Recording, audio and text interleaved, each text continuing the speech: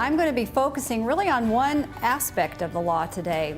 You probably already kept up on the last couple of years and the many changes that have happened to your health plans, but what everybody's a little nervous about is what's going to happen in 2014.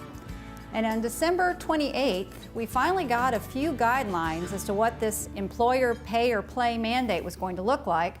The funniest thing about it is they changed the name to Employer Shared Responsibility Payment. So it's not the player pay now, it's the Employer Shared Responsibility Payment. And these, I'm going to go over these proposed regulations. Now these are called interim final, and that means that there still could be some tweaking on these. You've got, I believe, until May to make comments on it, and I strongly encourage you to make comments about it. If there's things about it that aren't going to work for your business, be sure to let the health department know about that. We're going to center on some key definitions and concepts as they are outlined in these new regulations. Namely, who is a large employer, what is a full-time employee, and then what are the tax penalties that you may or may not face. In 2013, you need to determine how many employees you have. It's not going to work if you wait until January 1st of 2014, because what they're asking you to do is to look back into 2013 and to count. You also need to calculate the number of full-time equivalents that you have.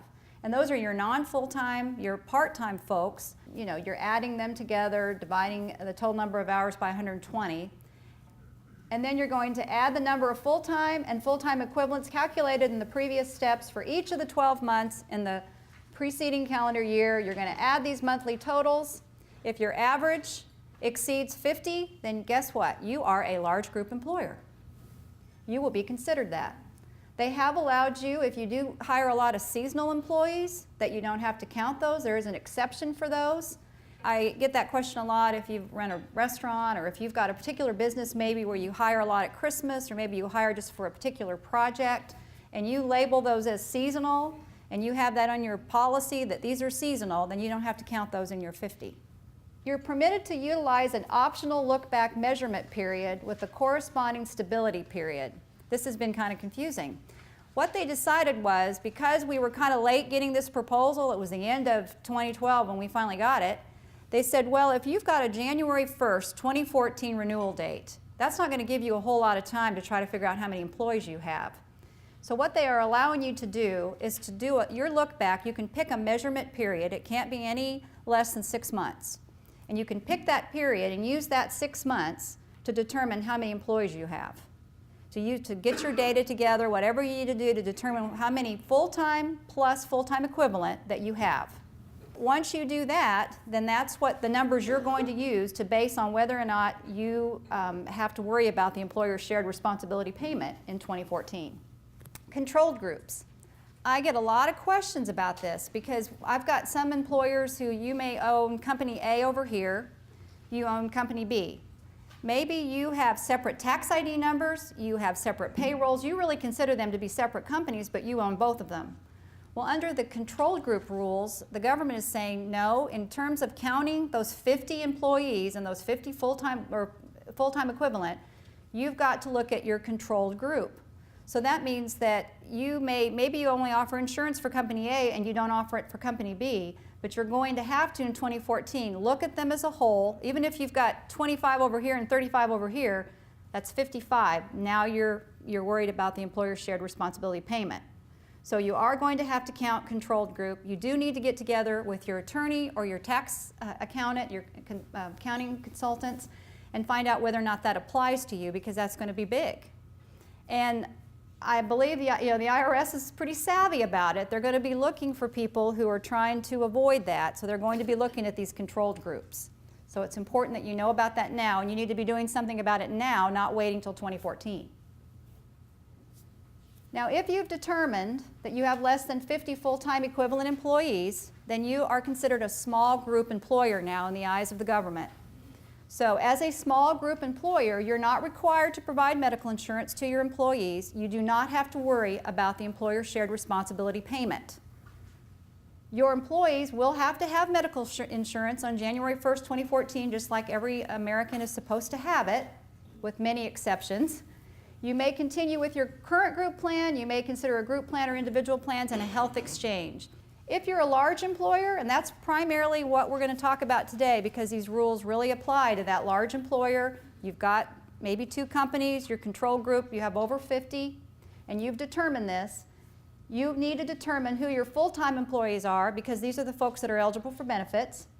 If you offer medical insurance, it's got to be affordable and provide minimal value, and we're going to talk about that.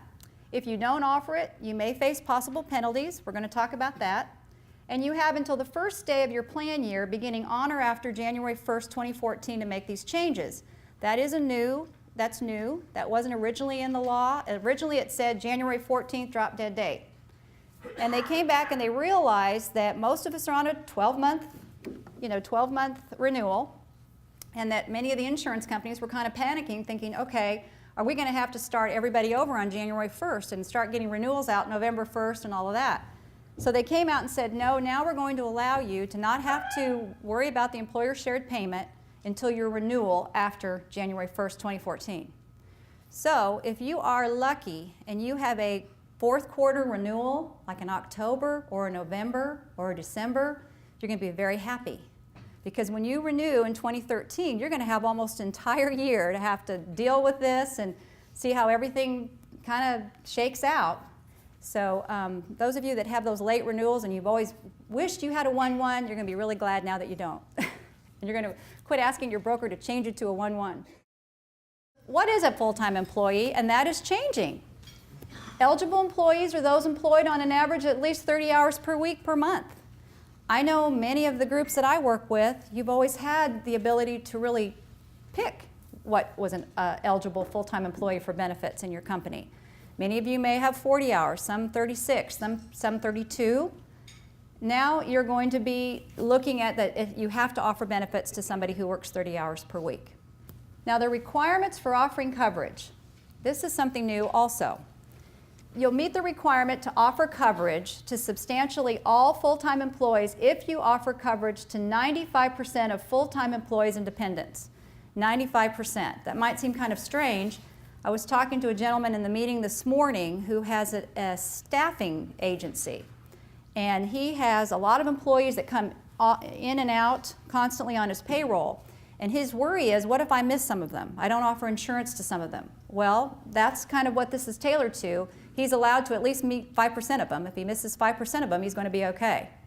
I've had another group who has their eligible employees start at 32 hours. And they were concerned. We have a handful that work 30 to 32 hours. And I said, well, how many are there? Let's figure this out.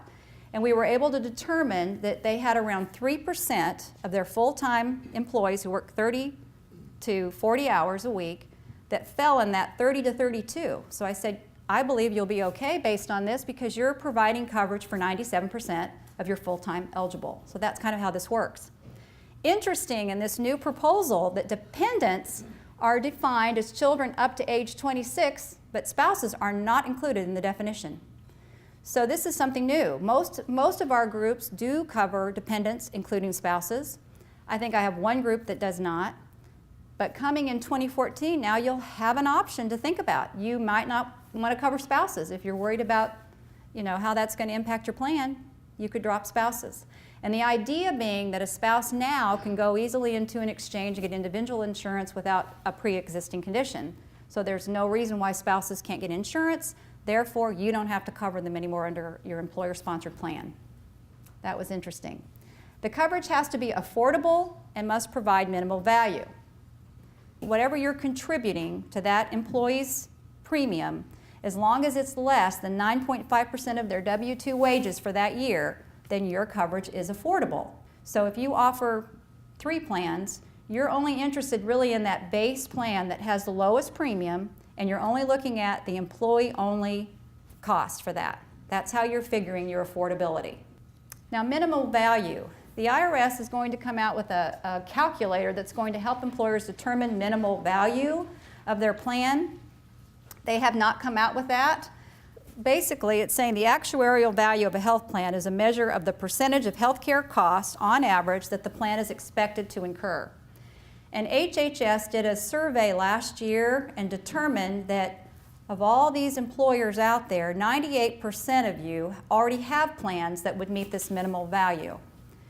And that's good news. And they said really what they were looking at is how much does your plan pay towards hospitals and emergency care? How much does it pay toward the physician? How much does it pay toward your prescriptions? How much does it pay toward lab and x-ray? And those are really the categories they were mostly looking at. And most everybody's plan, especially in that 50 plus, that large group segment, meets that minimal value. So that's what I've been told so far. They still have not come out with very clear guidelines in terms of what is minimal value.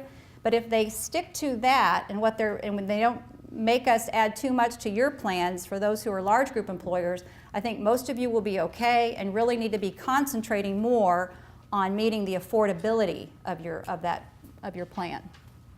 What if you don't offer coverage to at least 98%? What if you decide I'm just not going to do this at all, or I'm not doing it now and I have no intention of doing it in the future? There is a penalty for that.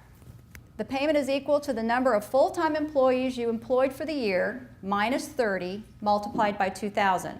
And remember, that's why it's so important to figure out if you've got the 50, because that's the number they're going to use. And they're going to be looking at those full-time employees, but that's the number that's going to be used to determine whether or not how much money you owe for the penalty. And the penalty is going to be paid by the month. It'll be 1/12 of $2,000 per employee. And the reason for that is you might have an employee that's only with you for 6 months. So you don't want to pay that for a whole year. You'd rather pay it by the month. The problem, I think, or what's going to be interesting and complicated is just the amount of work to keep up with that every month and to be filling out that form and to making sure you're paying it. And this amount does go to the government. Now, one thing I read from the IRS, and this is not something I've heard a lot of people talk about, but in 2014, the only way that you're going to have to pay this $2,000 if you don't offer coverage is if you have one of your employees that goes to an exchange and gets a subsidy. The minute they do that, that's going to trigger the IRS to contact you and say, do you or do you not offer insurance? Your employee's saying you don't, and you say, no, I don't. And so then at that point, they will send you the bill. After 2014, you will have some sort of a form that you will complete. I'm not sure how it's tied, if it's tied to the way forms you complete for quarterly taxes. I'm not sure what it's going to look like. But after 2014, you will have to pay that penalty regardless of whether or not you have somebody who gets a subsidy. So that's 2014's kind of just the first year they're going to do it, and it's going to be based really on whether or not an employee goes to get a subsidy in an exchange. If you do offer coverage to at least 95% of full-time employees and dependents, there are no penalties at all unless the coverage is determined unaffordable, doesn't meet the minimal value, and the employee receives a premium subsidies through the exchange. So the way this works is you offer coverage and you've done your best to try to make it affordable, but maybe you just couldn't. Maybe you just weren't able to. And an employee goes to an exchange and qualifies for some sort of a premium subsidy, whether it's a tax credit or whether it's an actual break in whatever their monthly rate is. Then at that point, again, you get a call from the IRS. They're going to ask you, what do you offer? And you will be asked to pay a fine of just $3,000 per person that gets a subsidy credit, okay? So that's not for every employee, that's just for the one that gets the subsidy. That's the only fine that you would have. And that is paid, again, that's another monthly payment that you would make to the government if that should happen.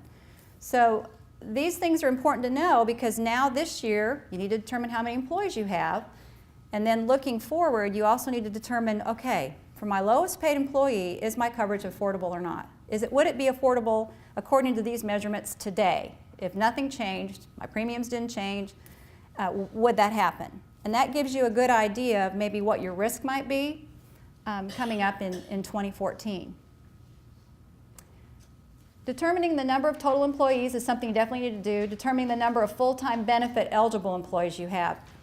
Things to do too is just staying informed. These are some websites I've recommended. The IRS obviously has a ton of stuff that you can look at, a lot of publications. Informed on Reformed is actually from Cigna. They do a very good job. You don't have to be a Cigna member. They do a very good job of explaining reform.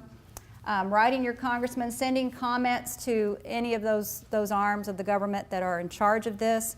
It's not too late right now to make some changes or to at least express if you want some changes made. This is the time to be doing it.